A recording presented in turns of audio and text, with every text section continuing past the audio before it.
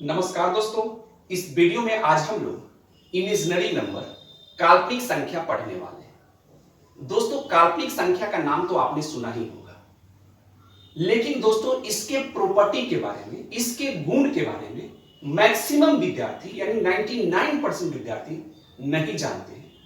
और न जानने के कारण एग्जाम में, कॉम्पिटिटिव एग्जाम में जब वो बैठते हैं तो काल्पनिक संख्या से जो क्वेश्चन पूछे जाते हैं उस क्वेश्चन को गलत बनाकर घर आते हैं और बाद में कहते हैं कि हमने तो सही किया है, फिर मेरा गलत कैसे हो गया। तो इस वीडियो में हम आपको काल्पनिक संख्या के बारे में पूरी बातें बताएंगे। सबसे पहले हम लोग जो गलती आप जहां करते हैं उसे एक झलक सबसे पहले देख लेते हैं। दोस्तों, जैसे अगर हम लिख दें √9 इंटू √-4 और पूछा जाए कि इसका वैल्यू क्या होगा, तो आप यही ना कहेंगे कि सर इसका जो आंसर आएगा वह होगा 6। लेकिन दोस्तों यह बिल्कुल गलत है। अब कैसे गलत है, सबसे पहले इसे समझ लीजिए। दोस्तों देखिए, जो चीज रूट में हो, रूट अंडर में अगर माइनस लगा हुआ हो, निगेटिव हो, तो वही दोस्तों काल्पनिक संख्या कहलाता है, इमेजिनरी नंबर कहलाता है। और नहीं जानने के कारण आप गलत करते हैं और जैसे आपने इसका रिजल्ट डायरेक्ट आप बोलेंगे कि सर 6 हुआ, लेकिन यह गलत है। तो भाई इसका रिजल्ट आखिर क्या होगा? तो दोस्तों समझिए ध्यान से, ये 9 को मैंने 9 लिख दिया इंटू, और ये माइनस जो लगा हुआ है दोस्तों, इसे हम लिख सकते हैं ऐसे माइनस √-1। बिल्कुल, √-9 को हम लिख सकते हैं √9 इंटू √-1 लिख सकते हैं, इंटू फिर √-4 है तो हम लिख सकते हैं √4 इंटू √-1। 9 का स्क्वायर रूट निकालेंगे मेरे भाई तो क्या आ जाएगा? 3 आ जाएगा। यानी √9 का जो वैल्यू निकल कर आएगा क्या आएगा? 3 इंटू, और रूट अंडर क्या है? -1 है। अब दोस्तों √-1 का जो वैल्यू होता है वह होता है आयोटा होता है। क्या होता है? आयोटा होता है। समझिएगा ध्यान से, इंटू फिर √4 है तो √4 का जो वैल्यू होगा यानी 4 का स्क्वायर रूट होगा 2। फिर क्या है दोस्तों? √-1, तो √-1 का जो वैल्यू होता है वह होता है आयोटा। क्या होता है? आयोटा। समझिएगा, 3 में 2 से मल्टीप्लाई करेंगे 6 होगा, इंटू आयोटा को आयोटा से मल्टीप्लाई करेंगे तो यह हो जाएगा आयोटा का स्क्वायर हो जाएगा। ठीक है, फिर 6 और आयोटा का जो स्क्वायर होता है मेरे भाई यह होता है -1, और जब 6 को -1 से मल्टीप्लाई करेंगे तो यह -6 होगा, और यही आपका आंसर होगा। ये बातें तो दोस्तों समझ लीजिए। और यही गलती दोस्तों, डायरेक्ट 6 लिखना, डायरेक्ट मल्टीप्लाई करके स्क्वायर रूट निकाल देना और माइनस माइनस प्लस बोल देना, यही गलती आप एग्जाम में करते हैं। तो दोस्तों इसका जो आंसर आएगा वह होगा -6। दोस्तों इस वीडियो में हम आपको काल्पनिक संख्या के बारे में, इमेजिनरी नंबर के बारे में पूरी डिटेल से हम बताने वाले हैं। यदि आप कॉम्पिटिटिव स्टूडेंट हैं तो इस वीडियो को जरूर देखिएगा मेरे भाई। 10 मिनट का मात्र आप हमें टाइम दें और 10 मिनट के लिए आप इस वीडियो को अंत तक जरूर देखिएगा। हम आपको एक एक करके सभी बातें बताएंगे काल्पनिक संख्या के बारे में, और आप सभी के लिए दोस्तों बहुत इंपॉर्टेंट है। तो आइए इसे हम शुरू से हम लोग समझते हैं। अब दोस्तों आप चाहते हैं कि काल्पनिक संख्या, इमेजिनरी नंबर को पूरे विस्तार से समझ लें ताकि एग्जाम में कभी लाइफ में गलती ना हो, तो मात्र 10 मिनट का टाइम हमें आप दें।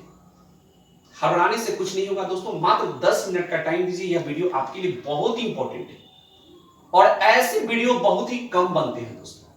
सो आप सभी से रिक्वेस्ट है कि वीडियो को अंत तक जरूर देखिए, और अंत में जाकर अगर वीडियो अच्छा लगे तो चैनल को अभी तक आपने सब्सक्राइब नहीं किया होगा तो आप सभी से हमारी रिक्वेस्ट है, विनती है कि नीचे दिए गए सब्सक्राइब के ऑप्शन को क्लिक करके चैनल को सब्सक्राइब जरूर कर लेंगे, और लाइक और कमेंट के माध्यम से हमें आप जरूर बताएंगे।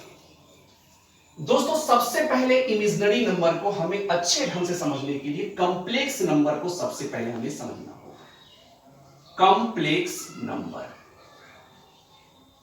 जिसे हिंदी में हम सम्मिश्र संख्या बोलते हैं। क्या बोलते हैं? सम्मिश्र संख्या। सम्मिश्र संख्या। अब सवाल आता है कि भाई कॉम्प्लेक्स नंबर, सम्मिश्र संख्या का स्ट्रक्चर क्या होता है, ढांचा क्या होता है? तो दोस्तों अगर हम लिखें a प्लस आयोटा b, तो यही आपका सम्मिश्र संख्या, नाम ही है सम्मिश्र संख्या, यानी कि संख्याओं का ये क्या है, मिश्रण है यह। और यह a प्लस आयोटा b में a जो है दोस्तों ये आपका वास्तविक संख्या हो गया। क्या हो गया? वास्तविक संख्या, यानी कि रियल नंबर। वास्तविक संख्या यानी रियल नंबर। और ये जो आयोटा b है दोस्तों, यही आपका कहलाएगा काल्पनिक। क्या कहलाएगा? काल्पनिक संख्या कहलाएगा, काल्पनिक संख्या। ठीक है, यही इमेजिनरी नंबर आपका कहलाएगा। दोस्तों यहां तक तो आप समझ लिए। अब दोस्तों एक और बात समझ लीजिए, जब यहां तक आए हैं तो एक और बात समझ लीजिए। वास्तविक संख्या के बारे में जानते होंगे आप, तो वास्तविक संख्या के अंतर्गत पूर्ण संख्या हो, नेचुरल नंबर हो, ये सभी संख्या वास्तविक संख्या के अंतर्गत ही आता है। लेकिन मुख्य रूप से दोस्तों ये वास्तविक संख्या, रियल नंबर, दो ही प्रकार का होता है। एक होता है परिमेय और दूसरा होता है अपरिमेय। ठीक है, पहला होता है परिमेय और दूसरा क्या होता है? अपरिमेय होता है। परिमेय संख्या, अपरिमेय संख्या। तो ये सब तो बातें आप जानते हैं कि जो भी संख्या p बाई क्यू के फॉर्म में होता है वो परिमेय होता है, और जो p बाई क्यू के फॉर्म में नहीं होता है वो अपरिमेय होता है। लेकिन हम लोग मेन पॉइंट पे आते हैं जो हमें समझना है यहां, काल्पनिक संख्या पे। तो दोस्तों वास्तविक संख्या के बारे में पहले समझिए कि अगर किसी भी संख्या का, जैसे मान लीजिए कि -1 का हम स्क्वायर करेंगे तो क्या आएगा? 1 आएगा। 1 का स्क्वायर करें तो भी आपका 1 आएगा। 2 का स्क्वायर करेंगे क्या आएगा? 2 का स्क्वायर आपका 4 आ जाएगा। -2 का स्क्वायर करेंगे क्या आएगा? 4 ही आएगा, है कि नहीं? लेकिन दोस्तों काल्पनिक संख्या में क्या होता है, बात इसे समझिए। तो काल्पनिक यानी कि दोस्तों इसमें काल्पनिक में क्या होगा कि रूट अंडर माइनस, रूट में जब भी माइनस होगा, जैसे मैंने लिख दिया क्या, -1 रूट अंडर -1 का स्क्वायर।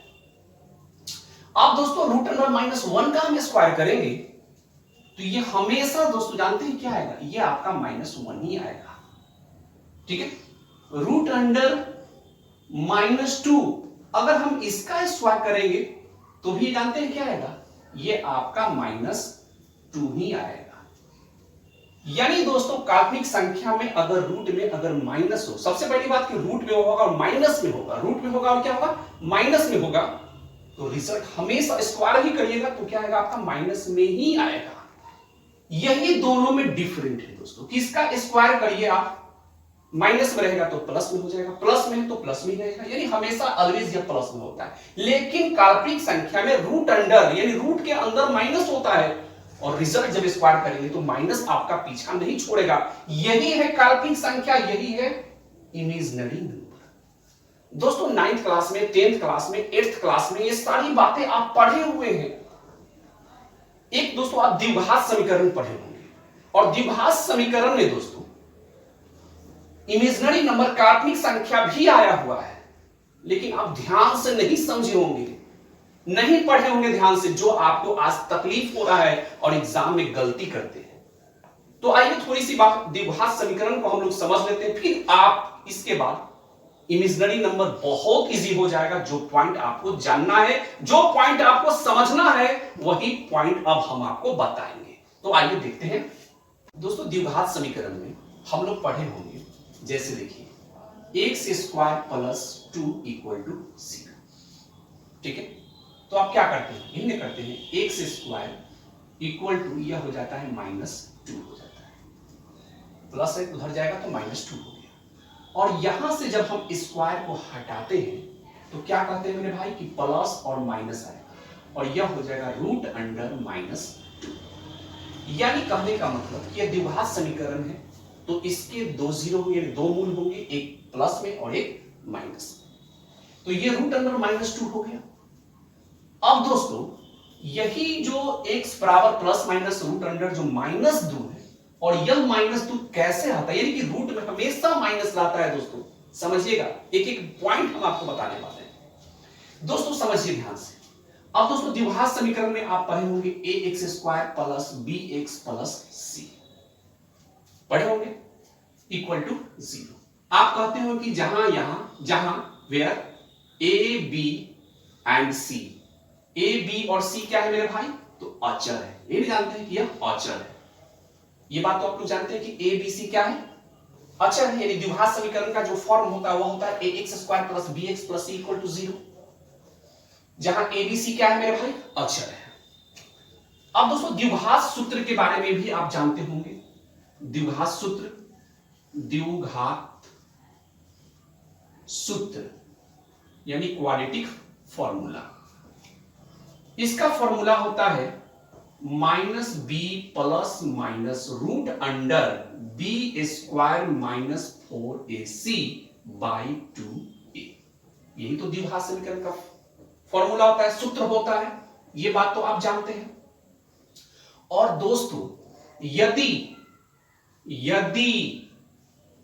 इस सूत्र में, इस फॉर्मूला में यदि root under B square minus 4ac यदि 0 से छोटा हो जाए, तो 0 से छोटा होने का मतलब क्या हुआ, 0 से छोटा होने का मतलब क्या हुआ कि वह क्या है, वास्तविक नहीं है।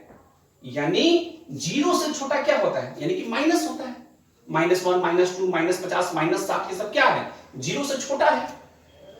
और यह सब वास्तविक संख्या नहीं होता है, ये सब काल्पनिक कहलाता है, ये वास्तविक नहीं होगा जब 0 से छोटा हो जाए, यानी कि रूट अंडर बी है, यानी इसको विवेक्तर बोलते हैं दोस्तों।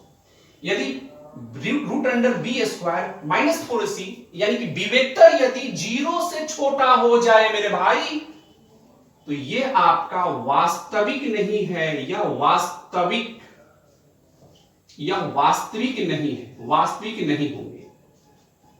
तो वास्तविक नहीं होंगे तो मेरे भाई क्या होंगे, यही काल्पनिक होंगे। क्या होंगे, काल्पनिक होंगे। यहां तक समझ लिए आप लोग। अब दोस्तों इसी में एक पॉइंट और समझ लीजिए। अगर दोस्तों जैसे हम यहां क्या लिख दे, क्या कि रूट अंडर -5, मैंने लिख दिया रूट अंडर -5 लिख दिया मैंने, तो क्या है, यानी कि 0 से छोटा है, और ये 0 से छोटा है मेरे भाई, तो इसका मतलब क्या होगा, जब इसे हम सॉल्व करेंगे तो ये क्या हो जाएगा, ये हो जाएगा root under 5 into root under -1 हो जाएगा, है कि नहीं। और ये रूट 5 ही रहेगा। और यह दोस्तों रूट अंडर -1 जो है, ये जानते हैं क्या होता है, यही आयोटा कहलाता है। क्या कहलाता है, आयोटा, सॉरी आयोटा, ये आयोटा कहलाता है। यानी रूट अंडर -5 का जो वैल्यू होगा वह रूट अंडर आयोटा होगा। यहां तक क्लियर है दोस्तों। और दोस्तों एक बात और समझ लीजिए कि minus root under -1 equal to होता है आयोटा। क्या होता है, आयोटा। और यही दोस्तों आयोटा का जो स्क्वायर होता है, यह आपका होता है -1 होता है। अब दोस्तों यहां तक आप समझ लीजिए, सारा डाउट जो भी कंफ्यूजन था वो सब कुछ क्लियर हो गया होगा कि कैसे हम दोस्तों root under -9 into root under -4 को कैसे हम -6 कर देते, खुद आप समझ गए होंगे। उम्मीद करता हूं दोस्तों कि सारी बातें एक एक करके जो हम आपको समझाए हैं ये अच्छे ढंग से समझ में आ गया होगा। अगर समझ में आ गया है तो लाइक कीजिए, कमेंट कीजिए, और जहां कहीं अगर समझ में नहीं आया हो, कहीं आपको त्रुटि दिखाई दे रहा हो, कोई दिक्कत दिखाई दे रहा हो, कहीं कोई डाउट हो, तो आप हमें कमेंट करें। हम आपके कमेंट का रिप्लाई करके अगले वीडियो में हम आपको इससे भी बेहतरीन, अगर आपको लगा हो कि नहीं अच्छा हमको नहीं समझ में आया, तो इससे भी अधिक हम कोशिश करेंगे आपको समझाने का। उम्मीद करता हूं दोस्तों कि सभी बातें आपको समझ में आ गया होगा। तो चैनल को सब्सक्राइब नहीं किए तो नीचे दिए गए सब्सक्राइब के ऑप्शन क्लिक करके चैनल को सब्सक्राइब कर ले मेरे भाई। आप सभी से हमारी एक रिक्वेस्ट है, मिलते हैं अगले वीडियो में, तब तक जय हिंद, वंदे मातरम।